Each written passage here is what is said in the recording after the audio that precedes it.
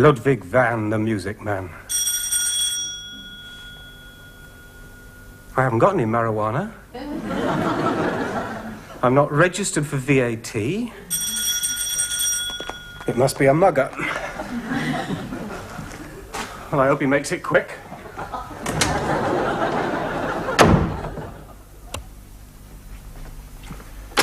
I have 6 ravenous Doberman Finches.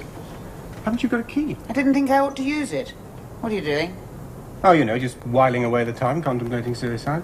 I thought I'd find you out wallowing in self-pity. Nothing to touch it. Can I come in? Of course. The place is untidy. I rather assumed it would be.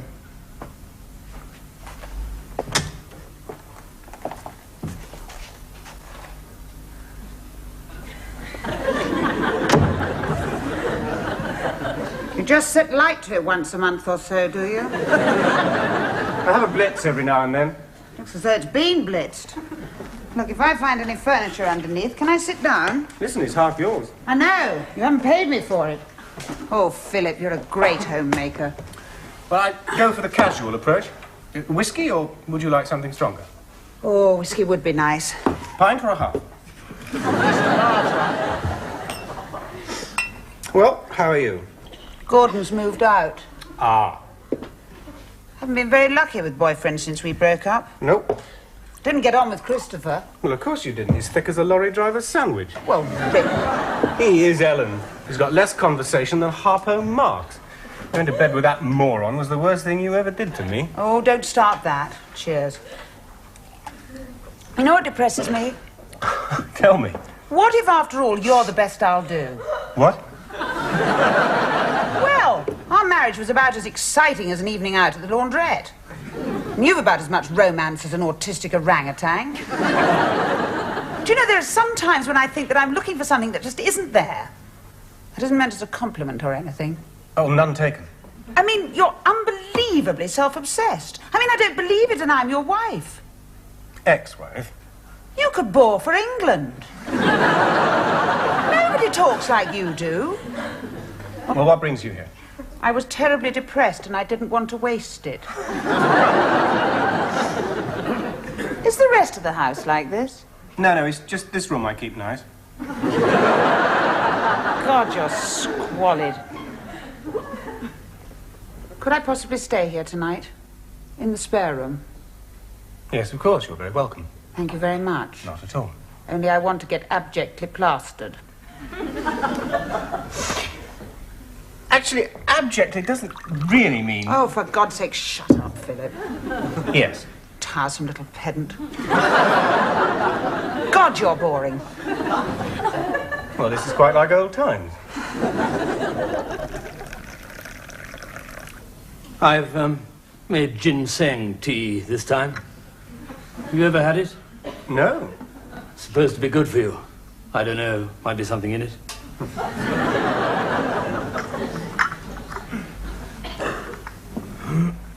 How are you and Gerald? Don't talk to me about Gerald. God, you have never met anyone as insensitive and selfish as that man. He drives me to the edge of distraction. Oh, dear. I can't give him all of my time. I've got to work. There's got to be an income. God knows he does nothing, pouncing around with his knots. What? Macrame, that's his line. I ask you, a grown man knotting bits of string round a load of flower pots. I'd like to knot him round a flower pot. Typical bloody Leo. Calls my patients the whiners and whingers, if you please. These are the people paying for his lasagna al forno and beurre provençal, he seems to forget. Gerald does the cooking. Most of it. I haven't had a plate of food that hasn't been mucked about with for years. I mean, I've got to do something. It's stagnating. Gerald and me.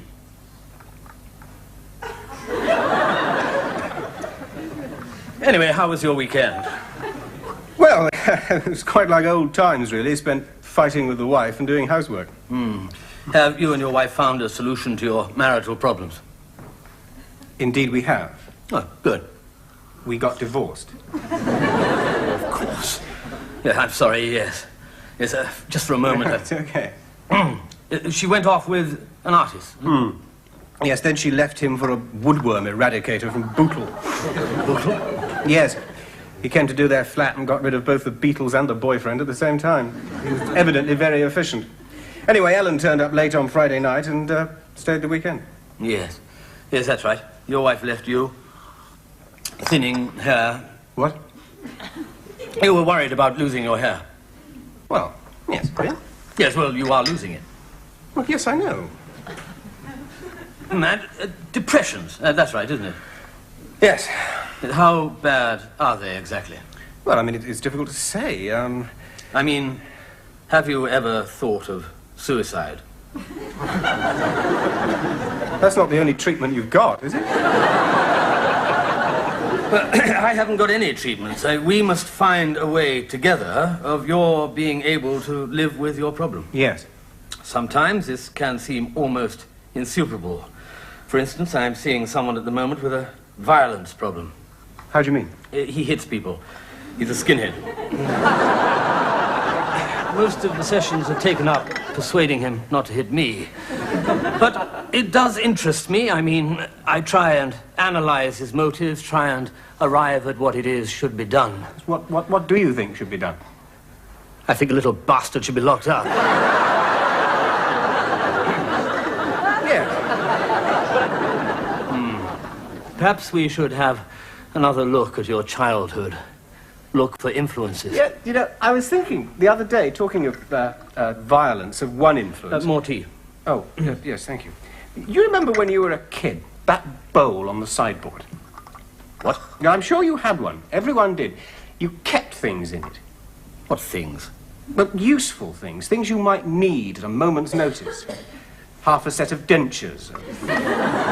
4 hair grips and a threepenny bit. You know what I mean? That cigarette lighter that didn't work. Last year's library tickets and a 5-franc piece. Oh, yes. Yes, we had a watch in ours. Well, there you are. I wonder what happened to that. Well, Do you know, I'd forgotten all about that. It was luminous. Anyway, go on. yes, well, one thing that there always was a cartridge case. So much so that I never questioned it. In fact, the ornamentation of our house was almost exclusively lethal.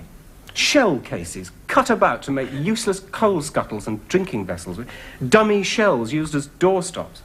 I tell you, our living room was like a munitions dump. We had a hand grenade made into a cigarette lighter. I mean, can you imagine? You offered people a light and they dropped down behind the sofa with their hands on their head. I think my brother had that watch. Yes.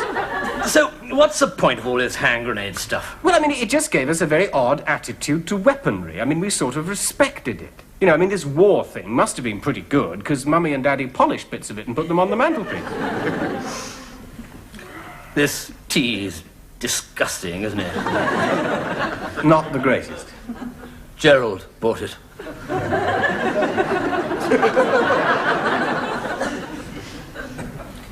Why does the old man keep saying his daughter's going to marry a Red Indian? He calls him Chingachgook the Mohican. He's an ex-farm labourer from Devizes. His name's Alfred Chilcott. He shaves his head, leaving a central stripe, which he dyes a navy blue to match his fingernails. Really? Yes? How do you know? Oh, the old man confides in me, you know. We get on well. I say, I'm sorry to interrupt, but I wonder if I could have a few words with you. Well, of course, Ned, of course. Come on in, draw up a chair. You know, I always enjoy chatting to you. It makes no demands on the intellect. Thank you.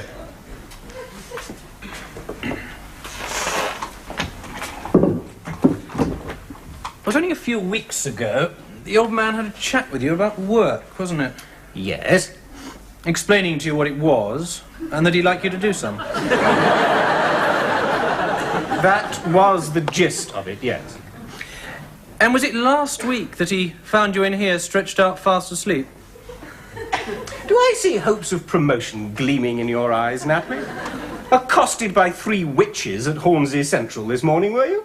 Hail to thee, Napley, that shall be claims supervisor hereafter. It's just that Brabazon Balloon Company business. You remember they had a fire and you paid them £2,000? Yes. Even though the fire occurred 3 weeks before they took out a policy with us. Yeah, thank you letter was especially warm, I remember. Well, we all make mistakes. Of course. And the old man's just discovered this one. Get out, Napley. I want to inflict grievous bodily harm on this indolent wretch. I don't want any witnesses. Excuse me. Does the Brabazon Balloon Company mean anything to you? Yes. Your father run it, does he?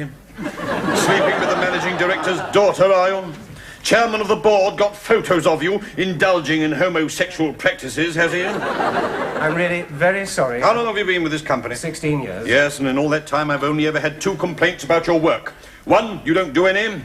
2, what you do is worse than useless. Apart from that, you're a model employee. £2,000. You see, I made a mistake in the proposal. Oh, shut up! Shut up! I don't want to hear your whinging, whining voice. Let me fulminate uninterrupted. My doctor says my cholesterol level is high because of my fondness for butter. Little does he know it's because I've got you working for me. Working against me. Every time I turn towards your department, my arteries harden a bit more. Any of that discerning Scotch of yours left over? Yes, of course. I've got the blood system of a sedentary octogenarian, and it's all because of you. I'm sorry, Roth. Oh, good Lord. Everyone makes mistakes. Oh, well... I mean, you don't make much else, but that's no excuse. I apologize. I'm not shouting at you, you see. Ah. No. £2,000. What's that? I mean, we pay you much more than that every year, and that's money completely thrown away. No.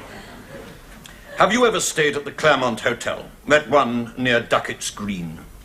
No. Don't. I was there last night. Brushed nylon sheets, stereophonic plumbing, Masters and Johnson sex Olympics behind wafer-thin walls. I didn't sleep a wink. Learned a lot, but didn't sleep a wink. So, what was I doing? Spending the night alone in a cheap hotel in my hometown, you're asking? Yes. You're married? Well, she left me. Left you? Yes, yes. I never knew this. This must have been a terrible time for you. Yes, it was, yes. It was about then I started going to my analyst. Analyst? Yes. What, a trick cyclist, you mean? Funny farm fellow? Yes. Well, all this is a revelation, I must say. I've always thought of this little room as a peaceful backwater. When I pass those fire buckets, I always think I'm leaving real life behind and entering our own little Middle-earth. I've always thought of you as the hobbit of armor life, quietly dozing away in an atmosphere of bovine contentment. Instead, it turns out it's more like Peyton Place. Well, I don't know. You still go to this shrink? Yes. He any good? No, not really. But we get on quite well now. I mean, he doesn't sort of charge me very often. We just sort of sit and chat, really, and I've grown rather fond of Dr. Collins. You were telling me about the Claremont Hotel. Oh, yes. Well, it's Alice, my wife, you know. She's gone off today with Miranda and Chingachgook to meet his people down in Wiltshire. I dare say they've got a wigwam on Salisbury Plain. No, apparently it's all my fault, Miranda, marrying this Mohican lout. Something I did when Miranda was little. So Alice has gone into a deep sulk. I've never seen anything like it. It's horrendous at home. Dreadful. Couldn't stick it. Told her I had a head office visit and booked into the Claremont. Needed a bit of time, a bit of peace to think it through, you know. Yes. Things aren't good. No. Dreadfully sorry to hear about your trouble. Oh, good Lord, I'm over No, all that. I had no idea, old chap, no idea. Get out, Napley. Don't you ever knock. Mr. Roth and I are having an important meeting.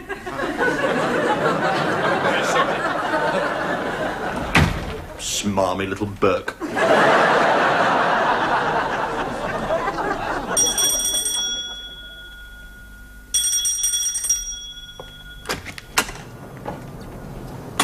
I'm sorry to drop on you like this. No, no.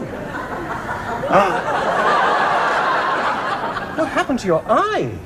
I was hit, I'm afraid. Oh, no, the skinhead finally got you. No, no. It was Gerald.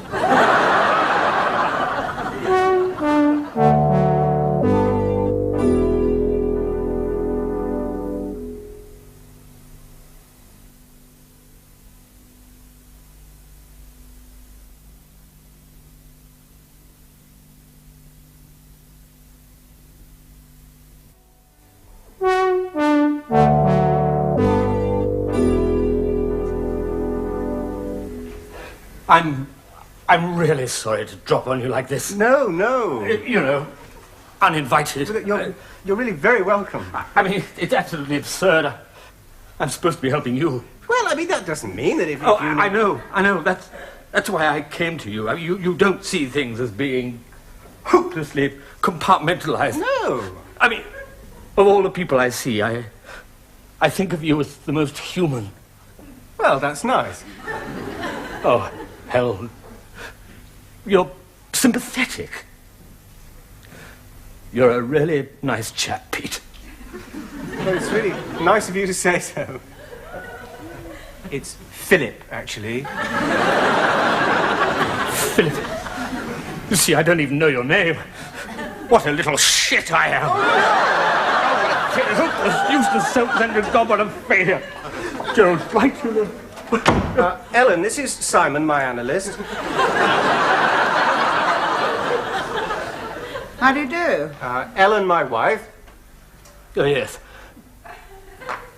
How was Bootle? Pardon? Simon's staying for dinner, Ellen. Am I? Oh, thanks, Pete. That's really nice.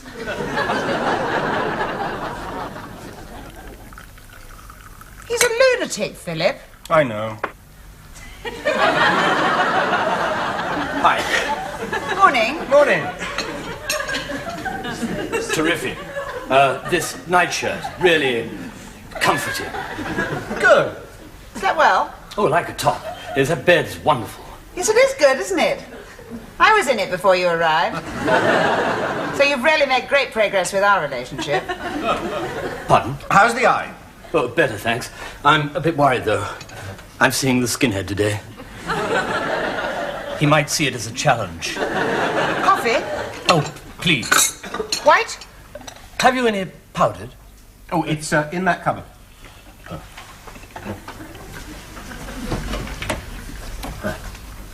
Ooh, you've got cornflakes. Yes, help yourself. We have muesli. I hate muesli.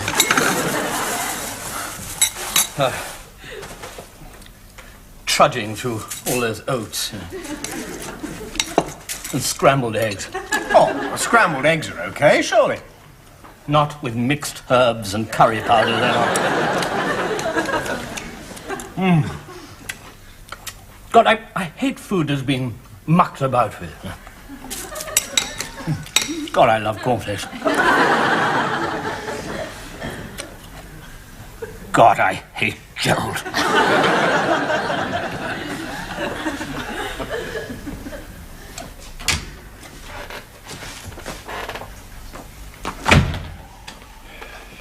When dejected, I always find my steps are bent towards this office. I'll admit it, you see. It's always useful having someone who's not busy working. The Mohican's back. Ah. I had a chat with him last night. He was working on his motorcycle. It's been going rather quietly lately, so he was taking the silencer off it. So I went up and struck up a conversation with him. He speaks a language I found fitfully recognizable. I thought once I'd been talking to him, I might warm to him. You know, he's not as bad as I thought. The heart's in the right place, the strawberry grows beneath the nettle, and so on, you know. Yeah. Well, he's the most vicious anti-social thug you can think of. He seems to hate everything. You name it, he's got a rock against it badge. Ah. Well, why? I mean, this should be the most wonderful age. We've got everything, haven't we? Anesthetics, contraception, music centres. What more do people want? I don't know. What's it all about, Roth? What are we doing here? Well, you're doing Sweet Fanny Adams, but you know... You got kids? No. Oh, wise choice. Wish I didn't. You know, when I look back on all the major decisions of my life, I realize they were taken in a kind of unquestioning daze. Take my marriage. Yes. Why did I get married? I don't know. Well, there you are. Neither do I. I mean, I was going out with Alice. I liked her. She wanted to. I thought, well, I'm 28. I suppose this is it. Yes. So we got married. A week later, they let off Britain's first hydrogen bomb. I've always been uneasy about that coincidence. Yes. Well, things went quite nicely. We had a two-tone Zephyr Zodiac, a contemporary suite, and a television set with doors on. So we started a family. I see. Well, just because that was next. Yeah. Oh, God, then we had to go through it all, from wet nappies to our first drugs raid. I can't bear to remember it. Edmund nearly did time, you know, for possession of marijuana. Just for possession? Well, he did have about £1 pound of the stuff. Which I gather is enough to set the whole Tory party conference singing the red flag. What a chapter. Alice found it once, you know. He told her it was Lapsang Souchong. So she gave it to everyone at her next Tupperware party. Well, of course, he's against all that, you know, the Mohican. Is he? Oh, yes, drugs and all that, yeah. Damn thing is, he and I seem to agree on quite a lot of things. He's very keen on Maggie, you know. Is he really? Yes, he's as true blue as his haircut. Well, I don't know. It's all very confusing, I admit it. But all this is as nothing. The real disaster is Alice. Really? Yes, she found my Claremont hotel bill. Now she thinks I've got a floozy. Well, Ludwig, old boy, it's just you and me again. At least I got the place tidy for you. Oh, no. Gerald's had another outburst.